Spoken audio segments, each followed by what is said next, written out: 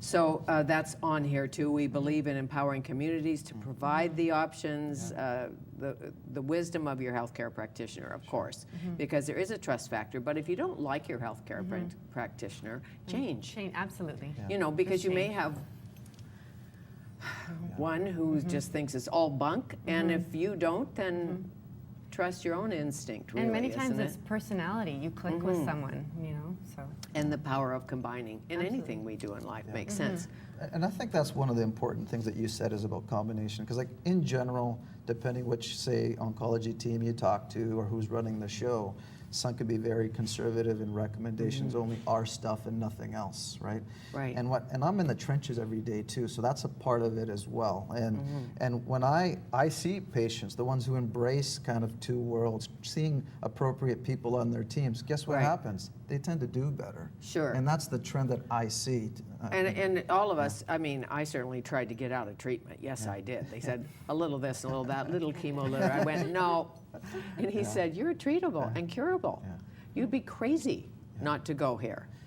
But it was difficult for me because I thought, well, maybe I can just, you know, take a vitamin or a lot of them. But I think a part like what also like you have to factor in is that like there was a new paper that came out looking at, say, advanced breast cancer. And they found that those who had a lower depressive symptoms, guess what happened? They lived twice as long. Right. You know? Yes. Is there a pill for that? Do you know, is that like what is the path to kind of to help in those kinds of areas? Sure.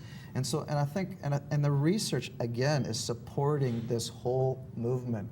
So I think if some oncology people or teams say, well, this is way out in left field, they better wake up a little bit. Right. Because it's the not data, pie in the sky. And Yeah. if you learn to meditate when you're taking treatment, great, because then you can use it when you're done. That's right. And you can use that any time. You know? How are you raising money for the foundation? How does that part work? Well, we've set it up. So, I mean, our goal is to engage people who are, you know, younger, people who wouldn't donate. We've set up an online donation system. That was really important for us to you know, make sure that the bricks and mortars there were available, so people can donate online. People can donate monthly.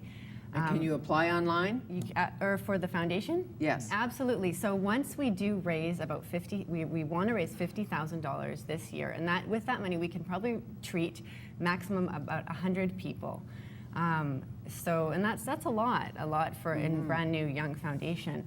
And we will have the system set up online, so people will be able to send an application for specific types of treatments. You know, we're not giving out medical advice in the foundation, so people have to know what they want to achieve and what they want to get. And then you can do the math because you are the doctor and you are the nurse. No, I know you're not, but the partner of the doctor. Absolutely, absolutely. Thank you. Thank you. Thank you. Nice to see you, Dr. Walter Lemmo and Stephanie Klaus, and Thrive Alive Foundation is almost thriving.